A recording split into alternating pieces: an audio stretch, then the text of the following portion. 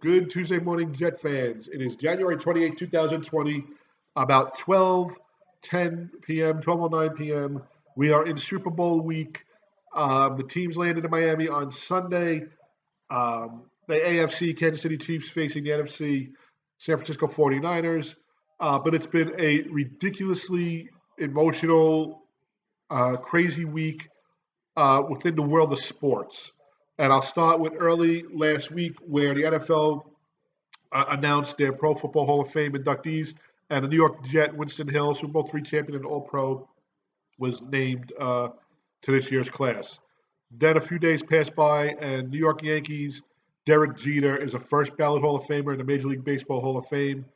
99.7% of the votes. He missed out a unanimous decision, a unanimous vote by one vote. Um, and then you have Eli Manning announcing his retirement on Friday. And Eli gave a great speech, a great look back at his career, uh, accolades to the New York Giants and his coaches, his teammates, and his family. Then you get to the weekend, and the NHL has its All Star weekend, the NFL has its All Star weekend, a Pro Bowl weekend, and I'm getting my football fix it on Sunday. I'm waiting for the AFC, NFC Pro Bowl players. Jamal Adams is there for the Yankees, up for the Yankees for the Jets, and I see on Twitter a report that Kobe Bryant was killed in a helicopter crash. And from that point on, I was glued to the news. Um, there was conflicting reports that Rick Fox, another NBA player, a former player, was on the helicopter with him. Um, Four of his children were on the helicopter with him. I mean, it went back and forth.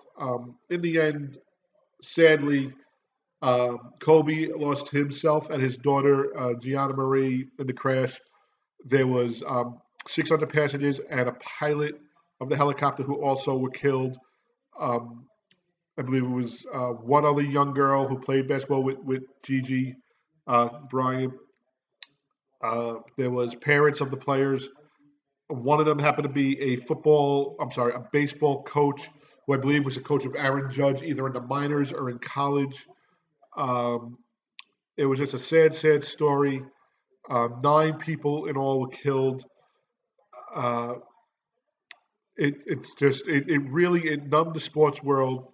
Number one, because of the way the tragedy happened, the people involved, and actually the ages of the people involved as well. And then um, what made it more eerie was, first of all, the Staples Center was hosting the Grammy Awards that night, and the Staples Center is, of course, the home of the Lakers. And there were makeshift memorials outside, Kobe fans, Laker fans hanging out outside, where there had to be an announcement that they had to do something with the people coming down for the Grammys, and the people going there for Kobe. Because of the late reporting of the death, all the NBA games went on as scheduled. Now the Lakers weren't scheduled to play. They were scheduled to play, I believe, last night and tonight, and both of their games have been rescheduled. Tonight was definitely rescheduled. They were playing the Clippers in the Staples Center, but they rescheduled that game. Um, you could see as reports came in at the Pro Bowl, they announced at the Pro Bowl, players were upset on the sidelines. Jamal Adams gave a 2-4, hand sign. Um, I believe one of the Packers caught a touchdown, did a 2-4, then they did a slam dunk over, 360 slam dunk over the crossbar.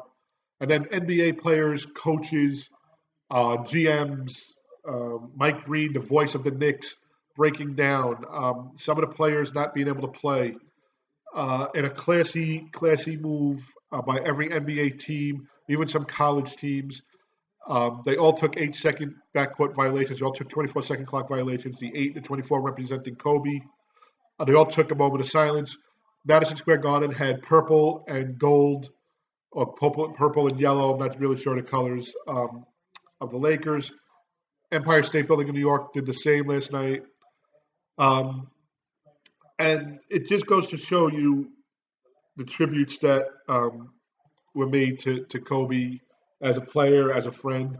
I will not discuss anything else off the field about Kobe. I really didn't know anything about Kobe except that he was supposed to be the new Michael Jordan, and a lot of people said that. But I'm not a basketball fan. I've just been following the last few days.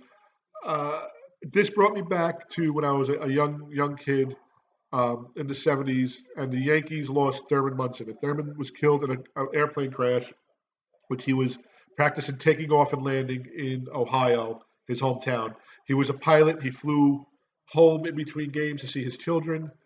Um, and I can remember my parents didn't tell me that he was killed. They didn't know how I would react, a young man, a young boy. But Thurman was my first real Yankee idol. They had some great players on the teams back then. When you had Reggie and Chris Chambliss and Mickey Rivers, Craig Nettles, Ron Guidry. But I loved Thurman. Um, I loved the grit that he had. I remember him getting hit at the plate with spikes and him, limping and can't get up, and he still played. I remember him catching the last out against the Dodgers in one of the World Series. To this day, he's the only Yankee jersey I own. I have an authentic away Thurman Munson jersey. Um, and to say he was larger than life, he is the only Yankee locker to be sealed the way it was left on the day he left the game. And to this day, it's moved to the new stadium. And players I've read and heard, Paul O'Neill said when you walk in, you're in awe because that was Thurman Munson's locker. Um, the day he was killed was an off day, I believe. Um, the night, or I should say, that night, the game was canceled due to rain, ironically. Next day was the services, and the Yankees were going to go, the whole team, to the services in Ohio. And Major League Baseball went to George Steinbrenner and said, you have a game tonight. I believe you'll play the Baltimore Orioles. What if you don't make it back in time? And Steinbrenner, said, well, we're trying to play. If we don't make it back in time, tough shit, we'll forfeit the game. Um, the last person to see Thurman alive was Bobby Mercer. Bobby, Lou Piniella, they gave eulogies. Billy Martin was a mess. And ironically, they played Yankeeography Thurman Munson on Sunday. I don't know if it was pre-scheduled or put in, on the fly while all this was happening with Kobe. Um, but the Yankees come back to face the Orioles, and they tell Bobby he's not going to play, but he says he wants to play. Thurman wanted to play, and Bobby Mercer, the last person to ever speak to Thurman or see Thurman, and he saw him fly off on one of his takeoffs, hits the game-winning and game-tying hits. So sports, yes, is not life, but sometimes it can intertwine. Um, and this was a stat that my cousin Mike sent me. My cousin Mikey sent me. Um, Kevin Kennelly reported this on Twitter. Trey Young wore number 8 in honor of Kobe Bryant. He took 24 shots. Okay, he hit 81% of the free throws from the free throw line. I mean, that's just ridiculous. Okay, the last person to have 45 points, double double with under 25 field goal attempts, Kobe Bryant, December 17, 2006. Okay, in the same game, Devin Booker and Trey Young's stats combined: 24 shots, 8 rebounds, 81 points. It's just a crazy. Is it a coincidence? Is it the basketball gods, so to speak? Just you could see around the league, everybody was choked up who couldn't play, um, who didn't want to play, who couldn't speak about it. LeBron James last night put an Instagram post, and he went on for a while, but you could see in the words that he was saying that he just was unable to hear to take to deal with it.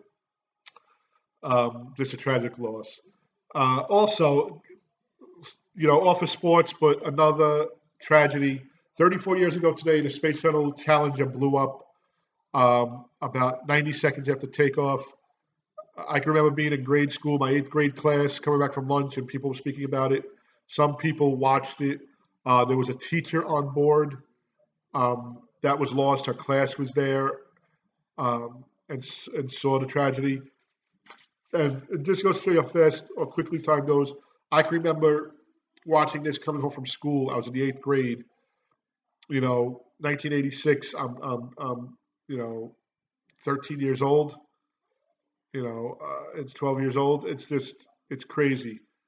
Um, so that's been sports. That's been the tragedy we've been speaking about. My prayers out to everybody affected and by the losses. Um, and we'll go to sports now. So first of all, some updates. The Mets hired Luis Rojas as their manager. There is reports today that the Houston Astros are going to hire Dusty Baker. Dusty is 70 years old, probably doesn't have more than 5, 6 years left to give to the team, in my opinion, but I think he'll give them some stability. I think he'll bring back some respect, maybe, the team has lost due to the scandal of the cheating. In the NFL, Jason Garrett, of course, was hired by the Giants as the offensive coordinator under Joe Judge. There is talk of um, Freddie Kitchens being the tight end coach for the Giants. He is the former head coach of the Browns. And something, they keep saying Brady is leaving New England. Until I see it, I won't believe it. But Philip Rivers is the rumor is that he's not going to be re-signed by the San Diego or the Los Angeles Chargers. Brady is a Los Angeles is his hometown, or I should say California's hometown. So going back to LA, going back to California, maybe in Brady's future. I don't think. There's all speculation. I don't know if he goes to the Chargers. Are the Chargers that close that Brady can bring him over the hump? Brady is good, but I don't know. I don't know if he wants to do that. Um, I really don't. I can't. I like Eli. I think he retires before he goes anyplace else. I'm not sure. I'd love to get him out of the AFC East because that'd be 2 games a year that we don't have to face him. I'm not sure if we face the Chargers this year. I think in that division we face the Broncos, the Raiders. Um, I think the Titans and the Colts in the AFC. So um, we'll follow that. Free agency periods don't start until March. The AFC played the NFC in the Pro Bowl. AFC won 38-33. Like I said, this is my football fix. It was not a great game. Um, it was just that layover before the Super Bowl. The 49ers are 1.5 point underdogs to the Kansas City Chiefs.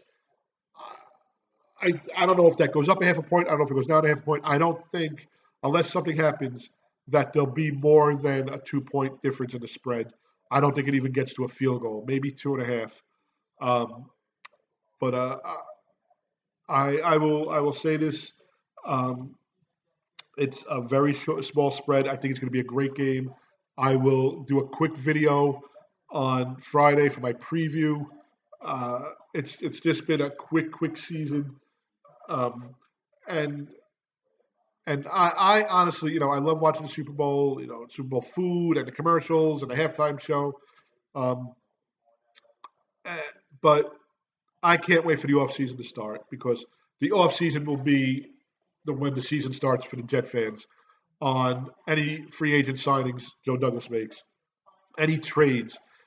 There's been rumors of Le'Veon Bell and the Jets working together to find a place for him to go to.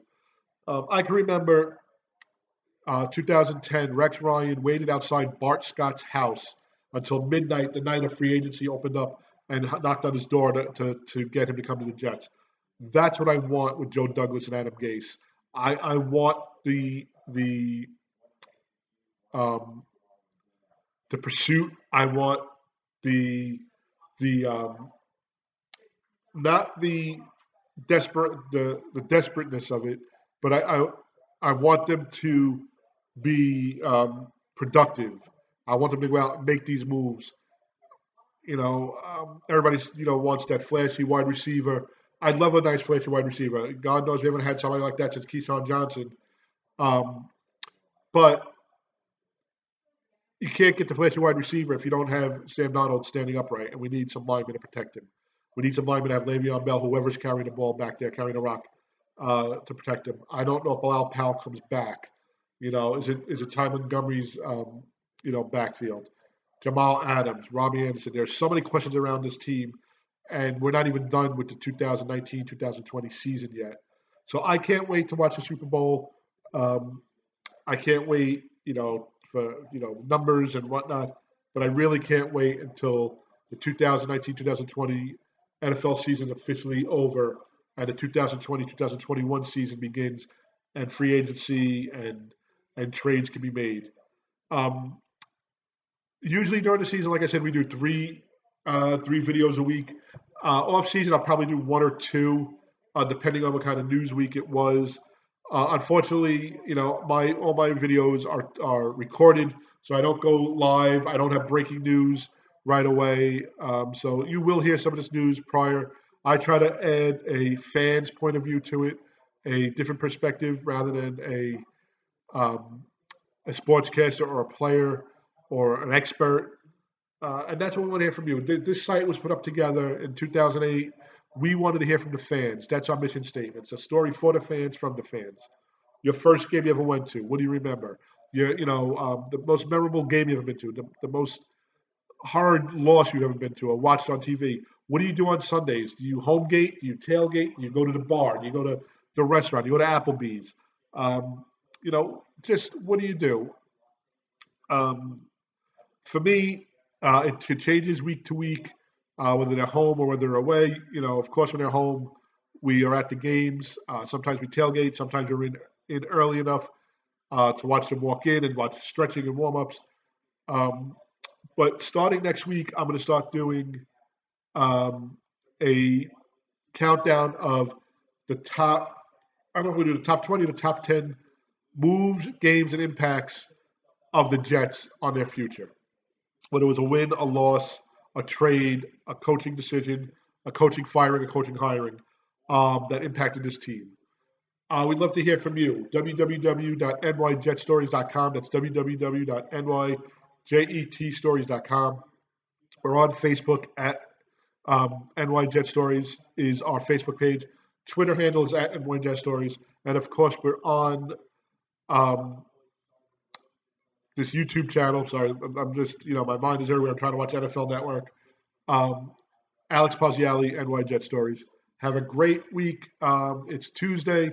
I will talk to you on Friday with my quick predictions on the winner and the loser, possibly who will be the MVP.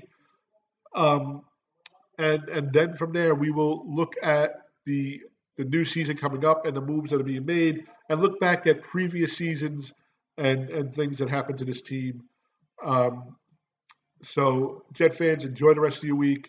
Let's go, Jets. And for you Kansas City Chiefs fans who have waited 50 years for this, uh, you know, I can't imagine how happy you are because we're at 52 and I would just be ecstatic. Have a great day, guys.